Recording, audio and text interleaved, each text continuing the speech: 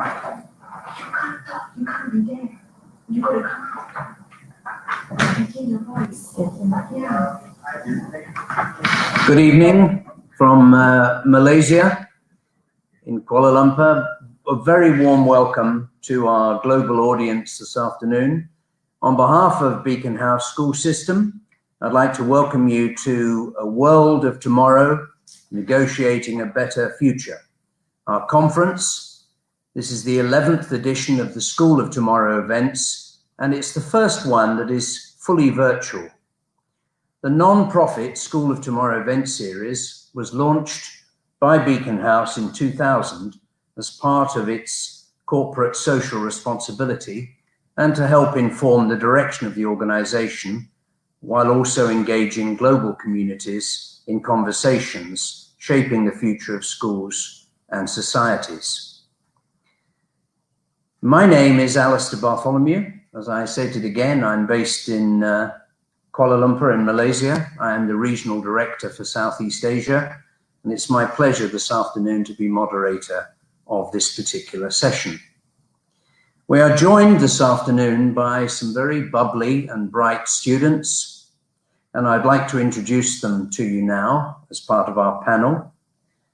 First of all, we have Nuraluda, who is a grade 11 Beacon House student, international school. She's at the Al Khalij International School in Sharjah in the UAE. Nuraluda, just make a wave. Welcome, welcome. We have Kanza Muzaffar, who is a 12th grade pre-engineering student at the Citizens Foundation College in Karachi in Pakistan. Welcome, Kanza. Then we have Allison Chong, who's an 11th grade Beacon House 3&I international school student here in Malaysia. Welcome, Alison, away from you. And finally, we have Aldrin, who's a senior 5, Form 5 student in Beacon House 3 Murni School, also here in Kuala Lumpur in Malaysia. Aldrin, welcome. So this afternoon is very much an opportunity based in Malaysia. I know that the time differences varied across the world, and we are really happy to have such a large global audience with us with this opportunity to talk to students about their whole take, if you like, and their whole feelings about what has happened to them over the last few months. And with that, what I'd like to do is to introduce you really to what our session this afternoon is all about. Learning in lockdown, the student perspective.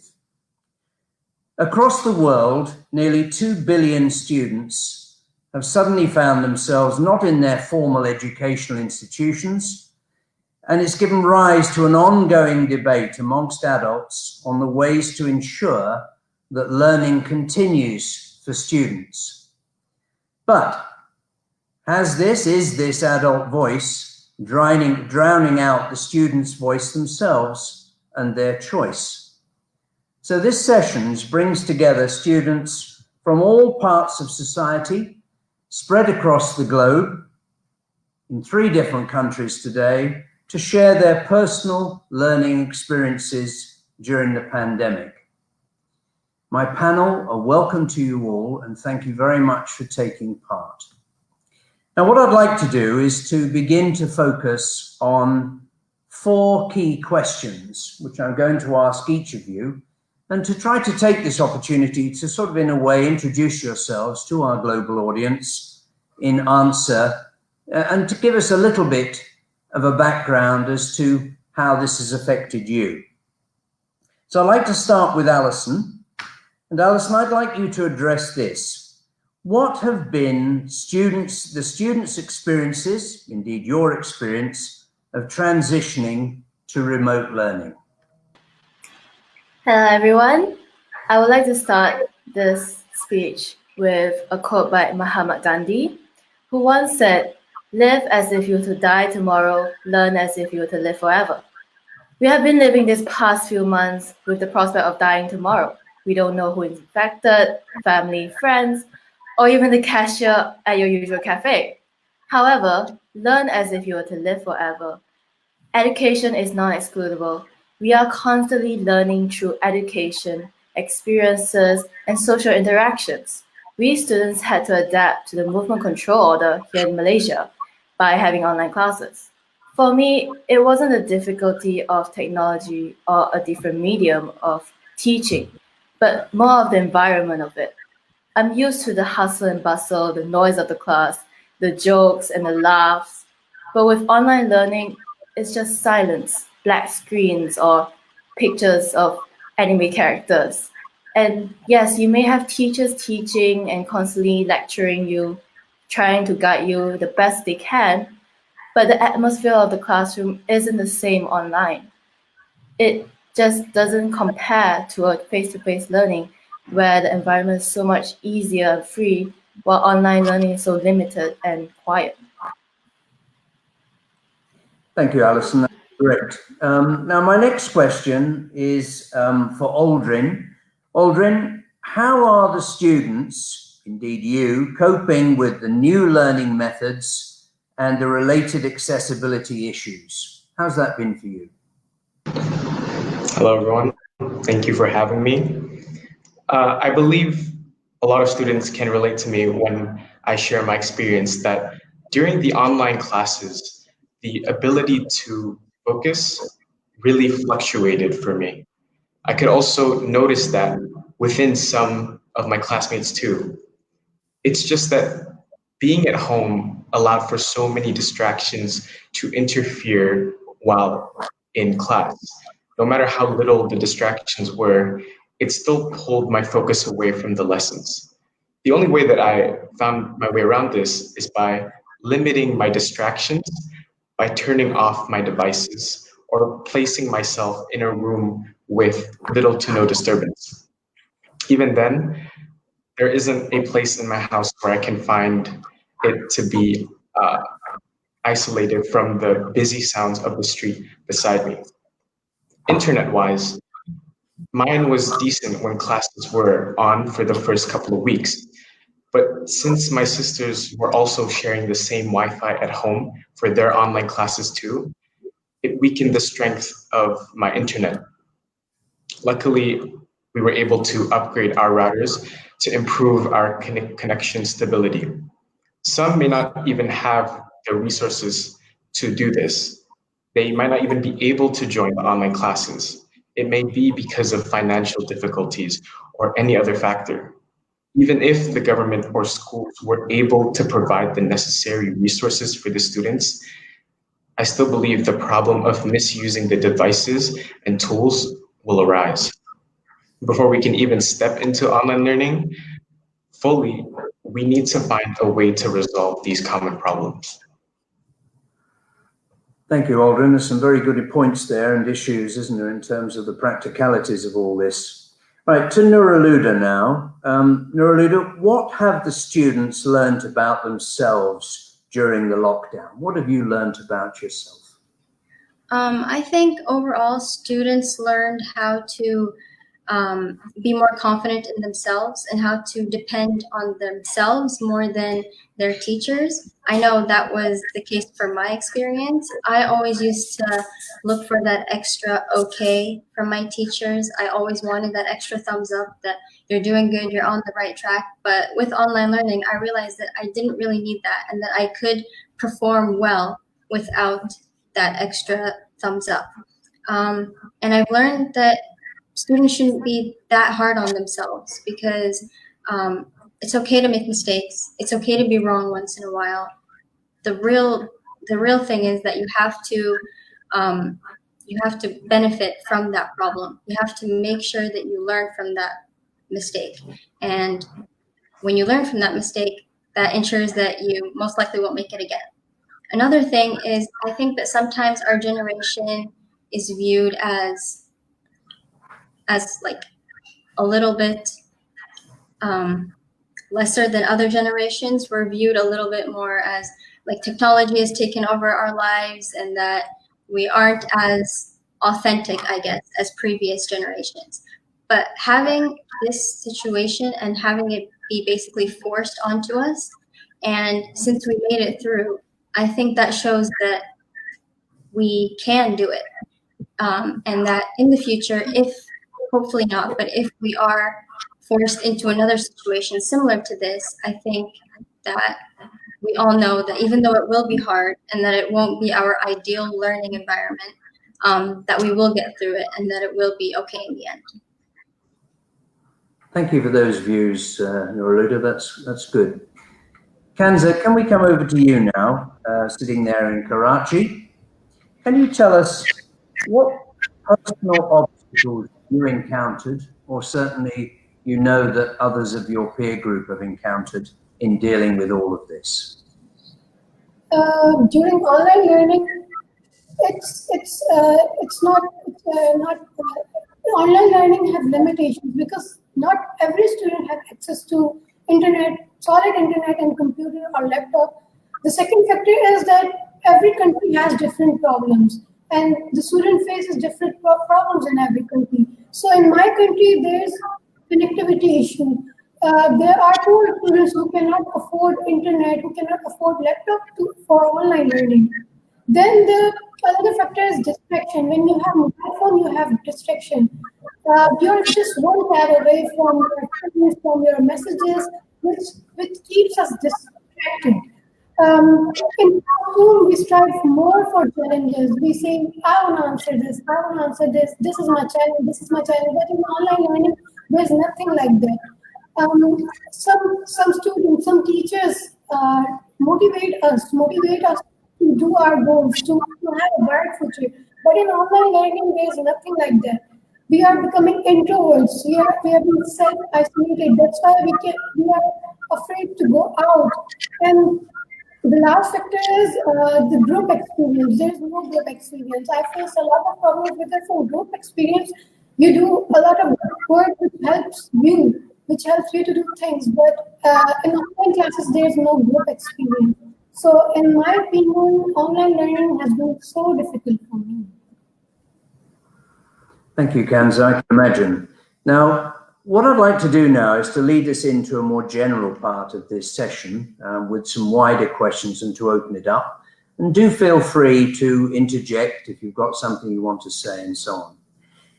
As a teacher myself, or past teacher myself, and an educationalist, it's been fascinating for me here in Malaysia, watching lessons online of teachers, and indeed watching lessons online of teachers in Thailand and also in the Philippines. And it's been very interesting for me. Some of the teachers I've known, some of them I've had reports about, but some teachers have found this remarkably difficult. There have been teachers who have been outstanding, are outstanding in the classroom, but when they've tried to deal with this online, they're very much frozen and they've found it very difficult to deliver. Most of us teachers were never trained to do this.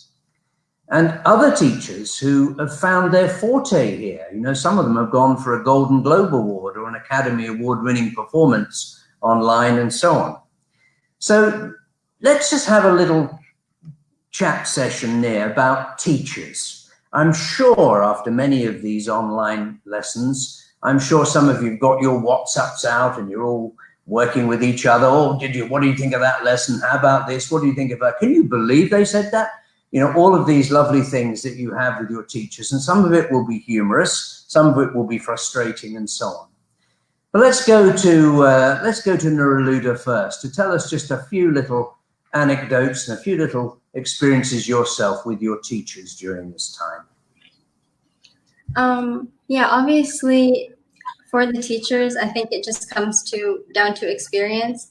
Like I know in my school, our teachers were given a little like online practice course before they actually got online with all the students, which I think was obviously really good because some teachers don't know anything about the internet, while others use it in classrooms usually. Some just like the traditional whiteboards. For me personally, I think my teachers were pretty up to date on their internet expertise, I guess. I didn't have any weird like situations with any of my teachers, although I do remember one of my teachers mentioning once that she accidentally posted a video of herself cooking instead of the actual lesson, which was funny, but yeah, these are just things to laugh about afterwards. You know, you still have to make memories, even though you're not in the ideal situation that you want to be in. You still need to make memories and make the most out of your situation. Good for you. I know it's been very challenging. I mean, I know some teachers have found themselves feeling as if they're talking to themselves and nobody's listening to them at all. You know, so it's been very challenging, really. Kanza, tell me about your experiences with your teachers. I would say that it was new for the teachers as well as to settle in, and they also took time to get settled for the new way of teaching, try out new things to get better. They didn't have tried this before. So yeah, with time, it is not only us who are getting better, but the teachers who are also improving. But I have also seen that teachers are becoming more creative. They have different ideas to teach us, so we can understand, because it was so difficult for them at first to teach us during lectures. We didn't know what was going on, but now they have different things, different. They play games during our calls, so we can just engage with them. Yeah. Aldrin, how's it been for you? Yeah, I completely agree with Kanza, Nurelhuda, and you, Mr. Alister, with the scenarios of the teachers. And I really respect my teachers for using this time to really change up how they teach. And some teachers can teach better because they viewed this as a way to let the students focus better in class. I noticed that some have made video presentations to allow the students for better understanding, and even start a YouTube channel so that they can educate more students and make it easier for their own students to find their videos and learn from that so that they can repeat and watch again if they don't understand. It's also funny when a teacher is struggling with the technology because they might not be used to it. And it's just that we're not laughing at them. Students are actually laughing with them because we're also experiencing the same technical difficulties. But there can be some frustrating times as well with technology, especially if, in my case, every class session, there was a time limit on the video meeting platform we were using. So whenever a teacher had a virtual whiteboard on, it would get erased completely. Or if she's in the middle of explaining something, she would just get cut off, and then we'll just end up laughing in our own bedrooms. And that respect was also earned because as students, we know that the teachers are also stuck at home and they have their own responsibilities at home as well, such as their kids. So their children are always going to disturb them no matter what time of the day. And for the past few weeks of being at school, all my friends and teachers have missed seeing each other. Of course, we couldn't hug them and such, but just finally being in the same room with them gave us that interaction we have all been stripped away from for 3 months. Thank you. Alison, you're on all of this. Have you had some fun and games with your teachers? I would like to start that I agree with all the panelists here. And I have my own personal experiences with my teachers because they will have to explore different ways of delivering, making the class seem more creative and comfortable for the students, especially since they have to depend on the voice. The teachers have to depend on whether the students are there or not because we are all hidden behind cameras.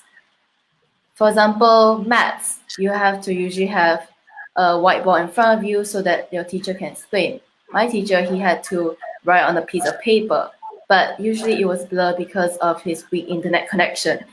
And like Aldrin said before about the platform being limited timing, whenever a teacher would explain, suddenly they got cut off and then we would have to sign back on. And that would usually be a hindrance or annoyance because every time it just cuts back, we have to go back in. So I can't actually blame my teachers, but the situation and the limitation of technology. But I want to say that I'm thankful that they managed to harness all the available tools like Google Drive, quizzes, Google Forums.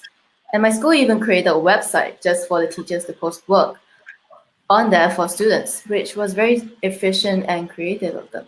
So my experience so far was actually great, but also balanced out with some limitations. I think to be a certain extent, when you're online and something is very, very new, and you think of the millions of exchanges and conversations that have taken place over these last few months. But here in Malaysia, and dealing with hundreds and hundreds of teachers and sometimes parents online, we've had some hilarious moments. People heading for the bathroom behind us with towels and all sorts of things, and little children coming in and disturbing mum while she's online, and so on. And I think to a certain extent, it is inevitable, isn't it, that there's a human element to all of this. And I think, an element of humor and looking at it has perhaps lightened up those moments for us, hasn't it, and made it a little bit easier to bear in our isolation. I'd like us to move now into areas where, and I'd like your exchanges on this. This overall experience, should we see it from a student perspective as an opportunity, or has it actually only been a hindrance, or is it a mixture? Kanza, we'll start with you. As you all know, I'll say it has been hindrance for me because of so many issues during online lectures. We cannot listen. Sometimes the teacher's mic is mute and she's speaking, and we cannot tell her because she has muted us all too. So this type of issue, connectivity is issue, because we all didn't have a solid internet. And sometimes our electricity issue was the one which troubled us. So these issues keep us distracted, and we were anxious that what is going to happen with us, because this was so concerning for us. And I must say this whole situation was hindrance for our education and for students. Thank you. Aldrin? Yeah, I honestly am surprised that I didn't really see this as a hindrance. As a student, this period actually gave me an opportunity to reflect, plan, and improve on how I become as a person in the future. Because most of the events have been delayed to either later this year or next year. This just meant that I had plenty of time to break down my character and rebuild. It's also given me the chance to work on my hobbies and skills that may help me ahead. And usually my mornings would start at 5 to get everything ready before heading out to school. So if I accidentally wake up late, I have to go brush my teeth quick, make sure that my clothes were wrinkly and stuff. Now, since everything moved online, I could wake up a little later and finish my morning tasks without rushing or worrying about the traffic on the way to school. I've also noticed that some of my friends have really took this opportunity to start an online shop where they sell their old belongings because they wanted to make some money off of this quarantine period. And some of them have even viewed this as a chance to start a YouTube channel to entertain others, because many people are just feeling low at this time. And a lot of YouTubers blew up during the MCO period, such as Sugu Pavitra, who I think is phenomenal at educating those interested in cooking. Since schools have reopened for a few weeks here in Malaysia, I've seen that my teachers who took the chance to alter their way of teachings applied that new teaching skill into the classes. So sometimes we were able to bring our laptops to create individual projects and really utilize the technology. So our class experience and engagement were much better before the MCO even started. Well, there's a whole new slant from Aldrin. We've now got a vision, haven't we, of Aldrin just sipping his cappuccinos in the morning, having his morning croissant while thinking about his next entrepreneurial activity going on within this. Fantastic, very good. Nuraluda, learning an opportunity or a hindrance? I viewed my experience as an opportunity, but I didn't realize it from the beginning. I think it was more of an opportunity in disguise, or like a hidden opportunity, because during school I had guidance from all of these teachers, staff members, admin, my principal, my vice principals. They all basically guided us towards basically the right path. And to have that taken away from you by force all of a sudden, out of nowhere, it's tough. And I was kind of in a state of panic for a couple of days because I didn't think that I would perform as well online as I do in regular school, or as I would want to normally perform. So at the beginning, I did view this as a hindrance, but then it kind of developed into, I realized that it was an opportunity, because this led me to have to make my own decisions and to have to be my own leader and my own coach, basically, at my entire educational experience. So this really taught me how to depend on myself, and it really increased my maturity and my responsibility levels. And I'm confident that these new skills that I've developed, they will follow me into the future, whether that's online school or traditional regular school. Thank you. And Alison, what are your feelings about this? What are your views? So for me, I have a lot of mixed feelings about it. It was an opportunity for us students to keep our lessons on track, and we were able to hear our teachers again and manage to collaborate and receive feedback, as well as being able to share the experience of online learning on WhatsApp behind the scenes, especially since I'm the graduating batch. I wasn't expecting a pandemic in 2020. So this part of my chapter will always be an interesting one to look back to. However, it definitely was a hindrance because of the limitations of online learning, where you have to be on. Without the Wi-Fi, you can't be in class. A very school-age child is trying to get online. The system could even crash. Hence, the dog ate my homework has become, sorry, internet problems. And it's a plausible reason for the first time, and maybe in the second, but the more you use it, the more it becomes an excuse, which many students exploit it to be, causing distrust between mentor and mentee, which could lead to bad impressions and misunderstandings, especially since my generation is known to be the negative thinkers or overthinkers, as we tend to think negatively. We think this online learning is troublesome, everything's glitching, again, I give up. We get demotivated by ourselves without the support of our peers, and we just think everything is just a hindrance. Thank you. Some great answers there, and very articulate in the way that you're, representing your views. We're about halfway through our session today, and I just would like to remind our global audience that it is possible for you to ask us some questions. In fact, we would very much welcome it by using the comment function on the School of Tomorrow website, so that you can send us some questions. And we intend in the last 10-15 minutes of this afternoon session to address those and see what you would like to ask our panelists, or even share your views perhaps with your own experiences, if those of you are watching are students as well. So back to my panel now, to continue that. So learning or a hindrance, it seems to me that there are a mixture of views there. There are people, of course, who look at some of this as sort of doomsday scenario. We had Allison saying that we'd always looked at pandemics before. We've dealt with those in school. There's been lots of very sort of almost sci-fi elements to how this all came about and how we should be dealing with it and so on. But if you were an adult and you were dealing with this moving forward, and we know pretty much that all countries, right the way down to individual schools, have handled this pretty much the same sort of way. It's been on Zoom, Google Meet, Adobe, and all sorts of different things, class, all sorts of different ways in which we can actually distribute information to our students and engage with them personally.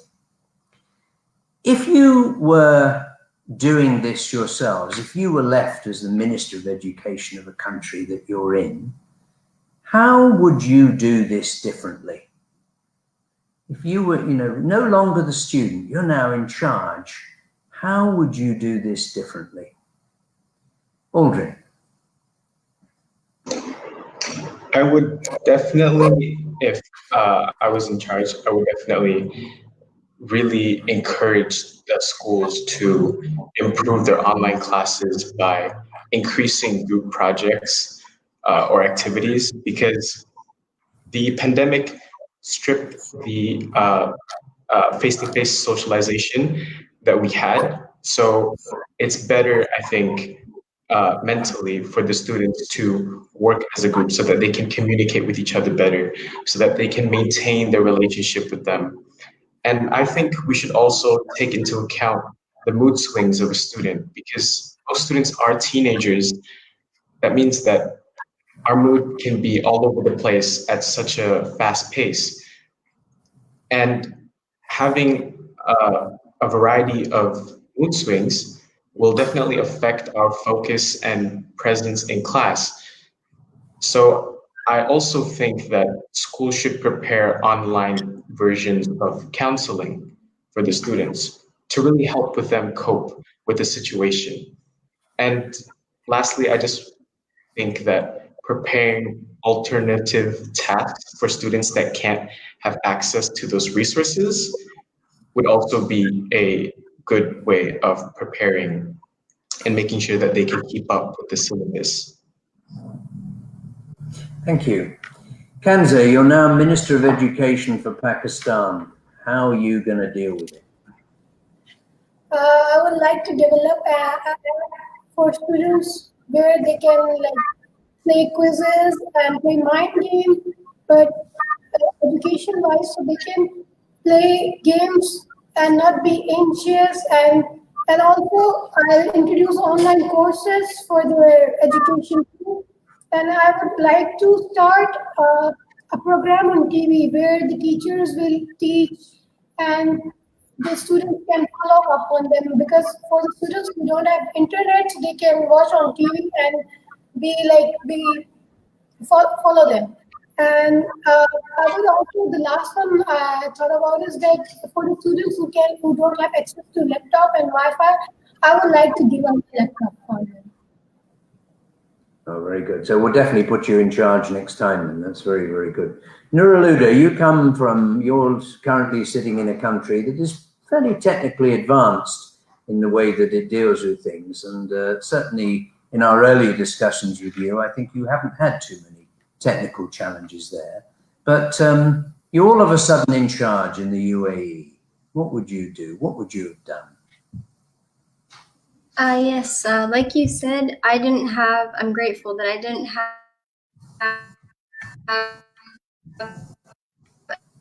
a lot of technical issues the thing I thought about is that our teachers online, they use a lot of other formats of teaching. For example, my teachers use Khan Academy and they used YouTube basically. And those two are really reliable sources. But one thing that I would change is I would make sure that the teachers don't neglect their original textbooks, because sometimes our textbooks are the most reliable source for us. And I think if this continues in the future, this will develop and people will become more reliant on like Google and other forms of artificial intelligence when they aren't really the most reliable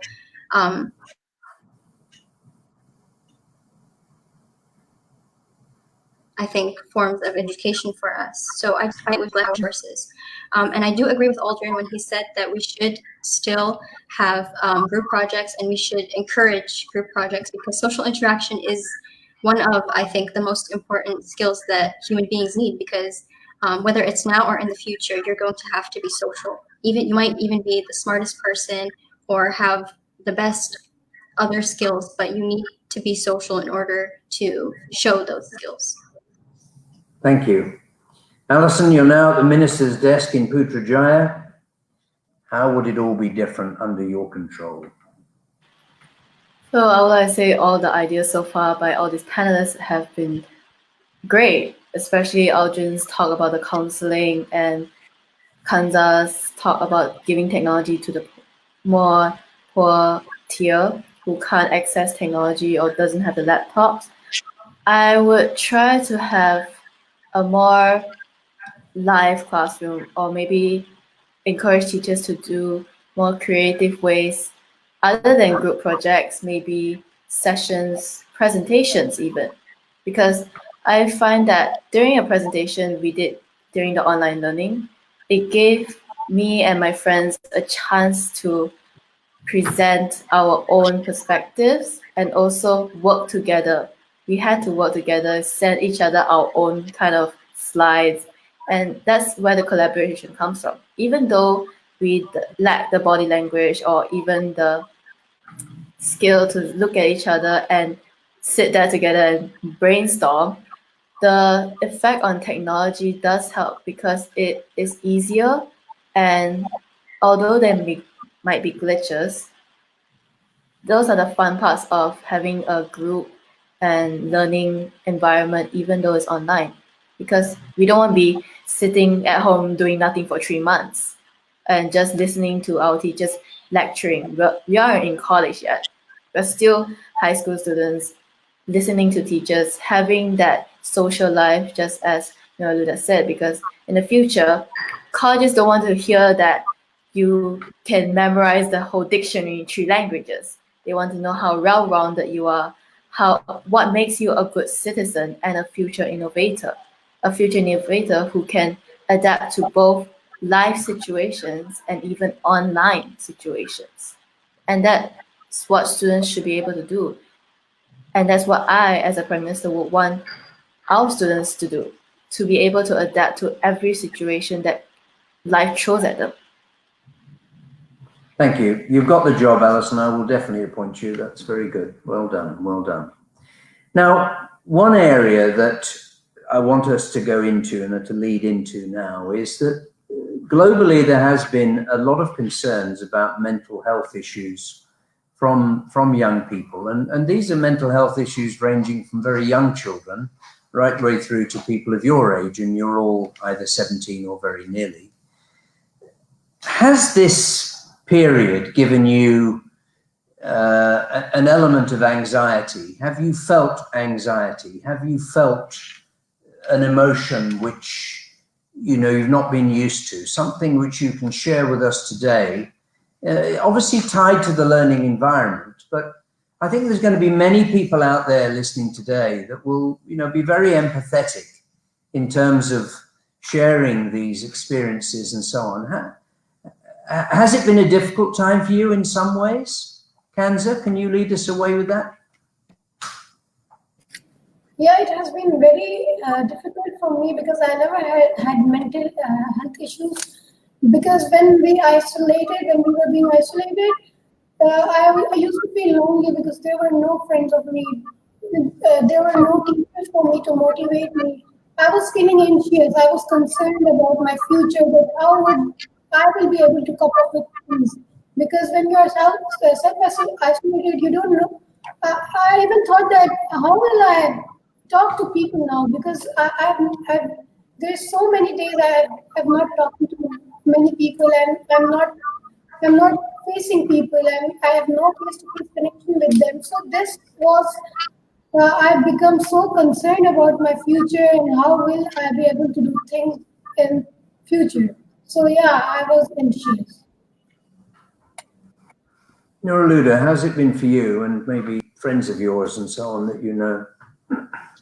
Yeah, I was definitely very anxious when I heard that I would have to complete my grade 11 year online, because this happened like right in the middle of the year. It was completely out of nowhere, and I was in a state of shock and in a state of panic for a while, because it was all a surprise, and it was definitely a little frustrating as well, because we had to change our entire sleep schedule, we had to change our entire school schedule, and also things that are outside of school that were planned that were canceled. For example, I had to reschedule my SAT, which was really frustrating, and I couldn't register for my IELTS exam, which are 2 exams that are needed for university. So now I kind of had to put all of those on hold, and it makes me really anxious and really nervous because I don't know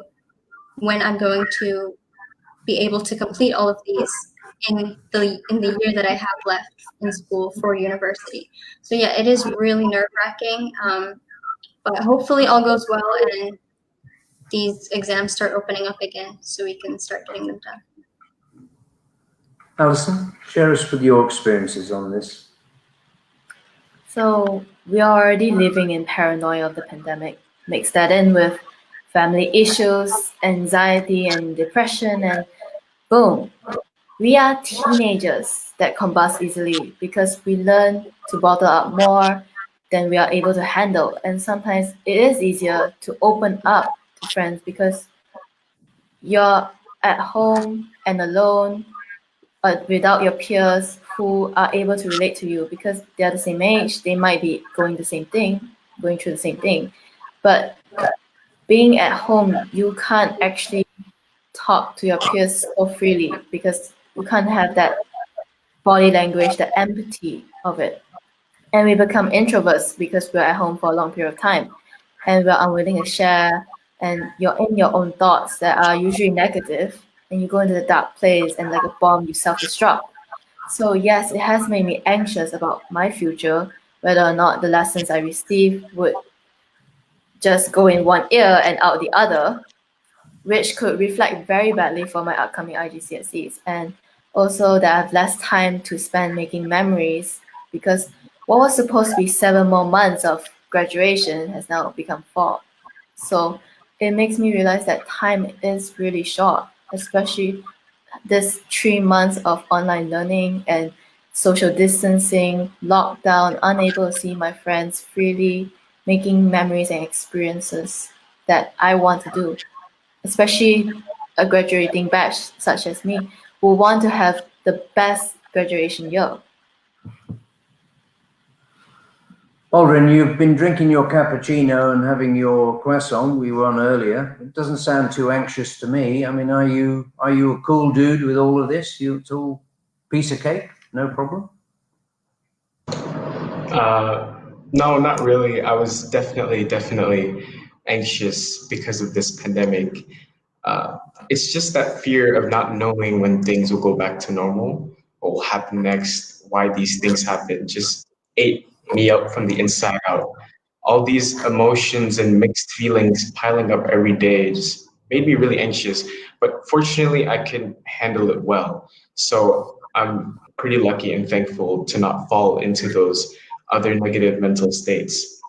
But there is a side effect to this, the quarantine period and this pandemic. Whenever I go out with my family now, I would be semi-paranoid of my surroundings. I can see that in my siblings too. If I accidentally touch the escalator railing, my sister and I would almost freak out and urgently sanitize our hands. But I'm sure many teens all over the world are suffering more mental health issues compared to if this had never happened. This generation children are so sociable. They're likely to have a lot more friends compared to children back then. They have more friends at school, more friends in their neighborhood, etc. But when the unexpected pause in their social life hit them, it just worsened this generation's addiction to their devices. Because doing so takes away their ability to think on a day-to-day basis, especially if they were not having online classes. This addiction can damage their creativity and focus abilities, but because of the pandemic, they can't socialize offline, so their addiction becomes stronger, and there's nothing that we can really do about that. Thank you very much. And look, we're getting some great questions coming in online. So there must be a lot of people out there listening to us. We're not alone. The world out there is watching us and sharing with us this afternoon. Let me turn to one of them. This is actually a great question from one of our audience here. They're asking would you consider being a teacher now? Would you like to be a teacher now after what you've been through? Nuraluda, are you heading for the academic world? I think we all we used to think less of our teachers. I have very high respect for my teachers now, because although this was hard on students, this was definitely, I think, harder on teachers because they had to change their entire method of teaching. They had to, those who don't know how to use the internet had to learn from beginning to end just so they could teach us. And I'm honestly really grateful that they did that. So I guess I would consider being a teacher, but I don't think it would be very fun being an online teacher. I think it'll be way too stressful, way too, I don't know, you need to be really, really, really creative to find these good methods to teach your students and to make sure that they want to engage and that they want to learn and that they enjoy it. So yeah, I'd consider it, but I don't know. I don't think so. Kanza, are you heading for the classroom? I think I would like to be a teacher, but you know, I know it would not be so easy for me because I know I've seen my teachers struggling with technology, and during voice calls they are muted and they are talking and they are explaining, and we can just see them explain. We cannot listen to them. So as a teacher, I think I would be creative, but it will not be easy for me. Right, next question, and this is also a very good question. How has what has happened to you over these last few months, how do you think it's going to affect how people are going to assess you in examinations and things going forward? Aldrin, give us your view on that. Is this going to be a problem now?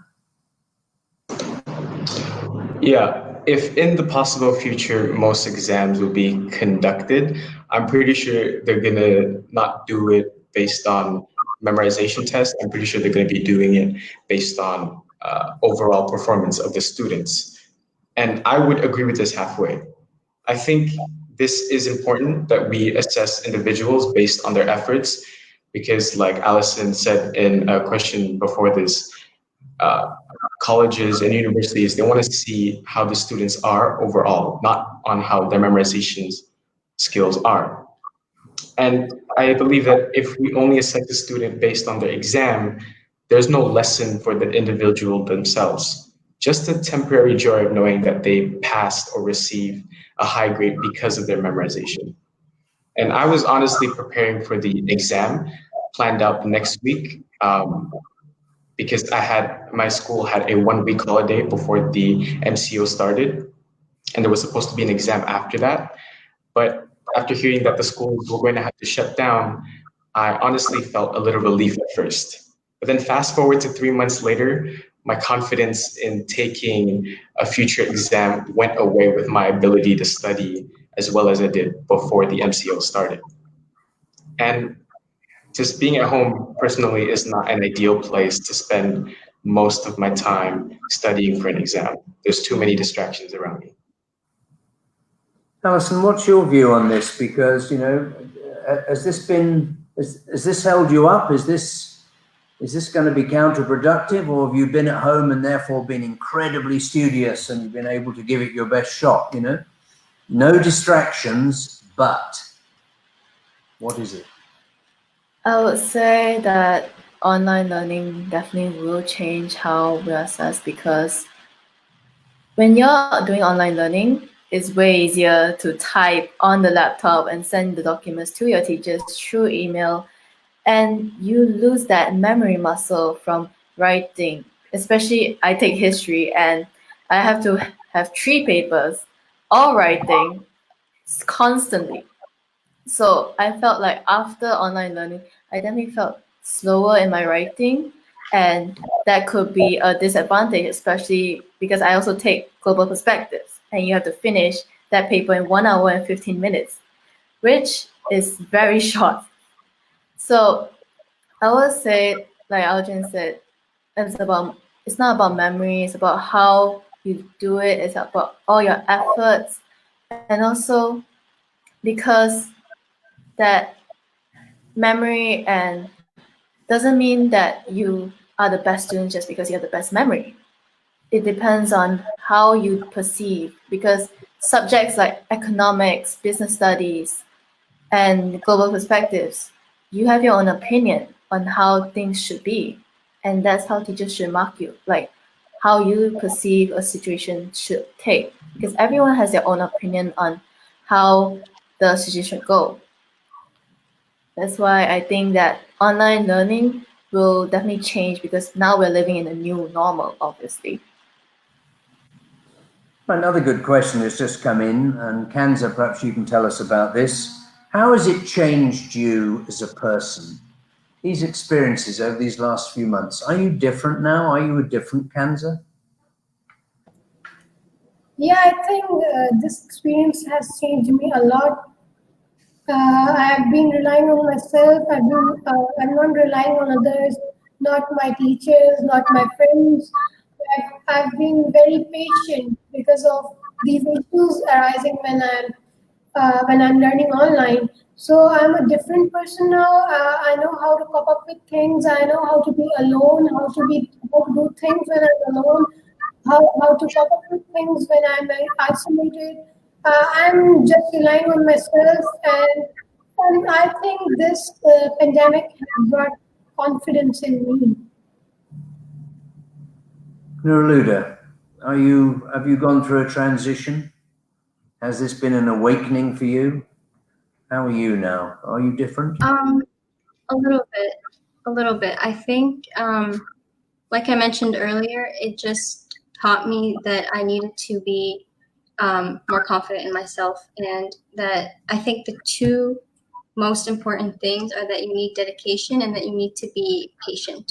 And at first, I would get frustrated when there would be an internet glitch, or when my teacher would take some time to answer my question that I sent her about my homework. But I learned that I need to be respectful, and I need to consider my teachers and their schedules and everything. And so, because if we aren't tolerant and if we aren't patient towards our teachers, then people are just going to get frustrated, nothing's going to get done. And it's just going to be basically a recipe for disaster. And I also needed to be really committed to everything, because, like I said earlier, it's not an ideal learning environment or learning situation. So you have to just accept it, especially once I realized that I was going to be doing it for the remainder of the year. I knew that I had to just accept it, and because this is the situation that I'm in, there's no changing it, whether I like it or not. So I just had to accept it and move forward. Good for you. Good for you. Another question coming in, but I think only really two of you can answer this, because I think I'm right in saying that Pakistan is still in a very big lockdown, and I don't think schools are back, are they, in the UAE either?